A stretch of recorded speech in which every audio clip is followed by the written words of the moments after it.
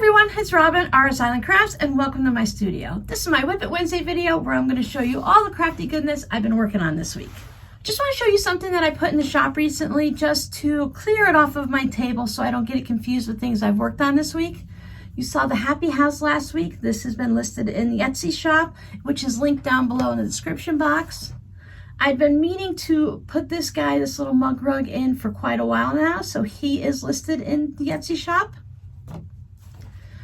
For those of you that have been around for a while, you may remember this project that I did for my daughter. She sent it off to one of her favorite YouTube channels. Everybody loved it. This was the extra block. I wanted to make an extra one that I could practice some things on before I did it on to her project. So this guy's in the shop. Now that we cleared that out of the way, let's look at what I actually worked on this week. Thank you for watching the tortilla warmer from Friday's tutorial. If you click on the videos down below, it'll pop up down there, but also at the end of the video, it should show up on the end screen where it shows you the most recent video that came out, and then it shows you something they think you might want to watch. The next quilt block we're working on is going to be the Windmill. You might hear in the video I kept calling it a windmill. I gave myself some weird type of accent. I don't know what was going on. So here's some of the blocks that I worked on.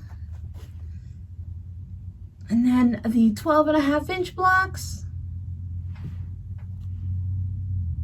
A nice, easy block to make individually to use up your scraps. Or you can strip piece this and make an entire quilt. I say you can make an entire quilt in a weekend. Especially if you have like a jelly roll. Your blocks will be a little bit smaller. They'll be, I think, about a 9.5-inch block, but you can easily do it with a jelly roll and just whip out a small quilt, the lap size quilt, and do some simple quilting on it and have it done for the weekend. I finished the sewing machine mat with the wonky stars. I did a scrappy binding on it. And you can see the quilting there. I just did a cross hatch about 1 inch apart.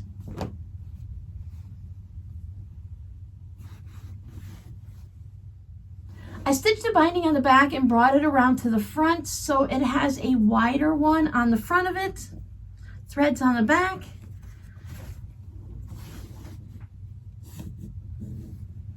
I kind of wanted it to be the opposite way, but I really didn't think it through properly, and it was already stitched down, so I said, okay, it's still scrappy, it's still colorful and fun, it's going to work fine. So you can find this in the Etsy shop also. The last thing that I finished that you guys have already seen is the red, white, and blue tote. If you follow me on Instagram, you'll have already seen it there. There's the star handles, the pineapple back.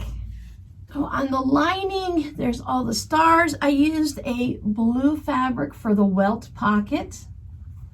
So I thought that would be nice to go up against the stars. And then on this side, I have a red zipper, because of course, red, white, and blue, the blue tassel, and inside,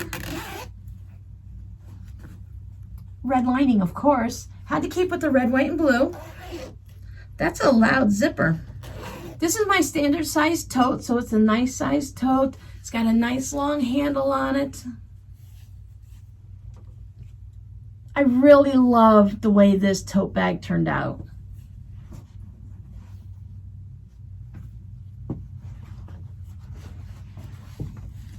There's got diagonal quilting, red, white, and blue thread.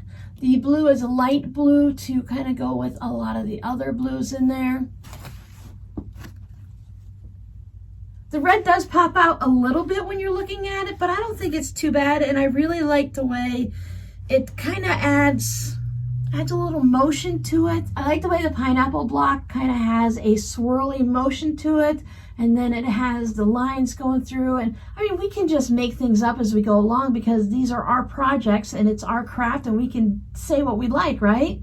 So I'm going to say that this is like the fireworks as it's going and bursting in the air, and then it's just raining down on it. So you have all that red, white, and blue color. So if you're interested, you can find this in the shop. I might actually make another version for myself, maybe with I don't know, the same blocks, different blocks. I really do like this red, white, and blue. I just need to get more of this blue fabric first. And to keep with the red, white, and blue, I'm working on some project bags. So here's a nice red, white, and blue one made with mini charms. Red zipper. I put the stars in the inside because why not?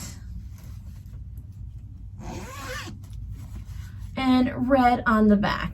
So these are the cross stitch project bags, very similar to the ones that I've shown you before, and I have the video on how to make them. But this time, as you notice, it's an actual pouch with no binding on it. So this isn't a flat one. It is still kind of sturdy. It just doesn't stand up on its own like the ones with the binding do. But I like that it's just a standard pouch. You don't have that extra worry of getting the binding on and getting it all nice and straight. There are no exposed seams. You don't even see the zipper here at all, so that's all enclosed. And everything else, so you don't see any seams anywhere. And I just really enjoyed making these. So if I made one, you know I made more. So here's another one from a mini charm pack. So I used the tan on the top and the same one on the back. And then I received this fun fabric that I thought went nicely on the inside. It actually matches this fabric almost exactly. Look how close that is.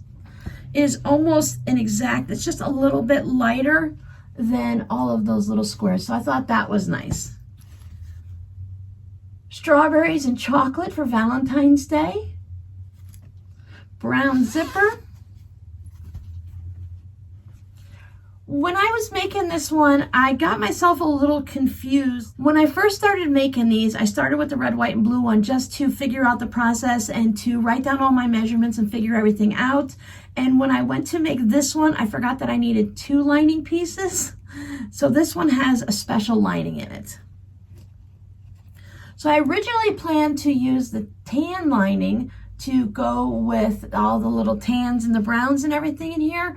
But like I said, I forgot that I needed 2 lining pieces. So this one also has, there you go. So it has the tan, the creamy tan, and a light pink strawberry color. It's okay. I don't mind having 2 colors, you know that. Plus you really only see one when you're looking at it, and the dark brown on the back. Now all of these will be listed in the shop. Probably not by time you see this video on Wednesday, but they are coming. So as soon as I get them all done, I'll list them all up. As you can see, I'm not completely finished. The red, white, and blue is almost ready to go. It just needs a tassel and to be delinted. These guys need to have a nice good press to them. They're still kind of poofy looking. And of course have their tassels put on. These aren't even finished. So as I got as far as this, since these are 2.5-inch charm squares, I decided to use the gridded interfacing so that you can just lay them all out and press them. And I decided in the future, if I make 1 pouch, this works really great for it. But if I make more than 1 pouch, I just don't think it is a good time saver. For the 2.5-inch squares, I can sew 2.5-inch squares and have them look nice. It's not a problem. And I'll just keep the gridded interfacing for smaller squares like the 1.5-inch postage stamp type ones. I think this one is meant to be a Christmas one, but it doesn't actually have anything specifically Christmas about it. If you like the colors, then I think this could be used year round. Plus, it's a project bag or whatever you want to use it for, and I don't think that matters too much. But you can bring it out at Christmas and not have it be all Santa Claus and snowmen and reindeer. I also have the 30s fabrics, so I had a little mini charm pack of those. These haven't been quilted yet, so they're not as easy to hold up. And this is going to be the top strip. Now the thing with these is I needed 42 of the mini squares to be able to do the strip across the top like this. Now this one had 40 of them. So I was short by 2. So instead of just adding extra squares, I just put a strip across. And I don't know, which one do you guys like? Do you like the plain version? Or do you like the one with the squares on it? Let me know down below in the comments, please. I'd love to know so that I can continue making them either one way or the other. This is a very pretty fabric too. If you like the purples and lilacs and a little bit of the greens with it. I never would have put these greens or the tans in with purple, so it's really great to see the fabric lines and how they work so well together.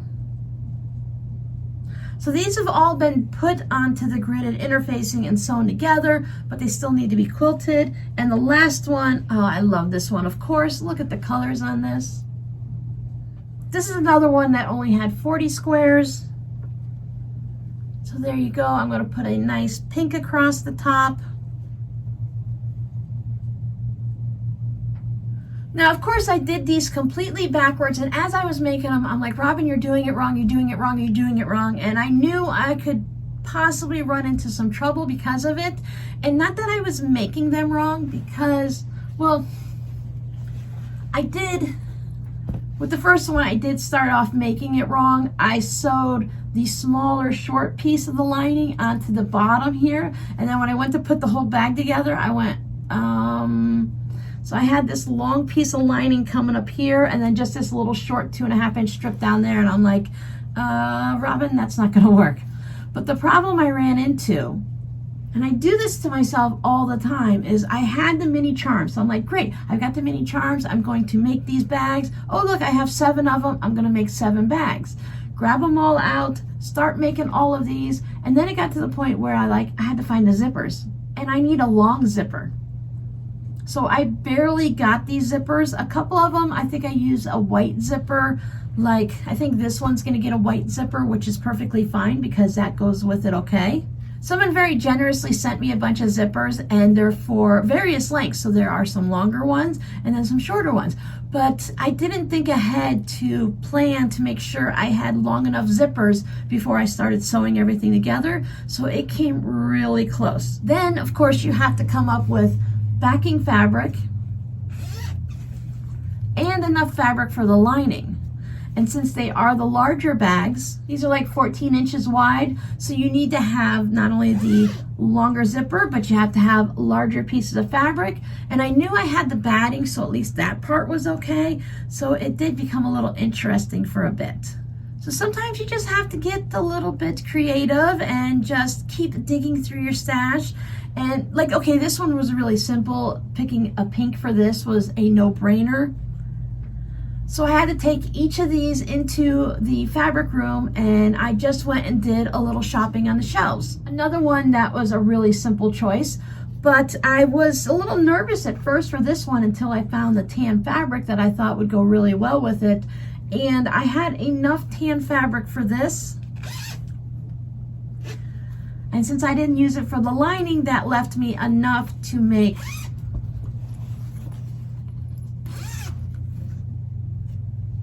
one part of this, but not all of it. So it took me just a little bit of searching to find everything that's going to work out right. But in the end, as you can see, I have all of the pouches. Worst case scenario, I would just create something different, and I could always just cut off a row and use a smaller zipper, or just I could piece the back instead of using a full piece of fabric on the back. It was really nice that I only needed one piece of fabric, and that's where it confused me with the lining, because I only needed one for this. So my mind automatically said you only need one for the lining. So your crafty word for today is zipper. I want to thank everyone for hanging out with me and for watching my videos, but I have a little favor of you guys, please. Can you check to see if you're subscribed? I know every now and then I ask you to do this, but we are just this close to 39,000 subscribers, which means we are this close to 40,000 subscribers, and I would love to hit 50,000 before the end of the summer. That would be amazing. So if you can just double check to make sure you're subscribed, and if you know you're not and you've been enjoying these videos and you'd like to see more, if you could hit that subscribe button and ring a little notification bell, because YouTube won't tell you when I put up a video unless you ring that bell. I like to hit all videos so that it sends all of them to me so that I can see everyone that's going on. Because if you don't watch a channel for a while or you don't watch it regularly, they don't always put it in your list so you can see everything. Or if you're subscribed to too many channels, sometimes things slip by and you miss them. So if you have it ringed on a little notification, it kind of gets a little bump up and it's a little bit higher on the list for you to watch. I wouldn't want you guys to miss any of the random videos. I'm trying to post them at different days so that you're not always expecting a video on Saturday, Sunday, Monday, Tuesday, Wednesday, Thursday, Friday type thing, so that it just kind of pops up so it is actually a random video. Not only you don't know what the video is going to be about until you see it, but you also don't know when it's going to pop up. So thanks for hanging out with me. I hope to see you on Friday when we're going to start our next quilt block, and then we have our live stream in the afternoon. Enjoy your week, and I'll see you later. Bye!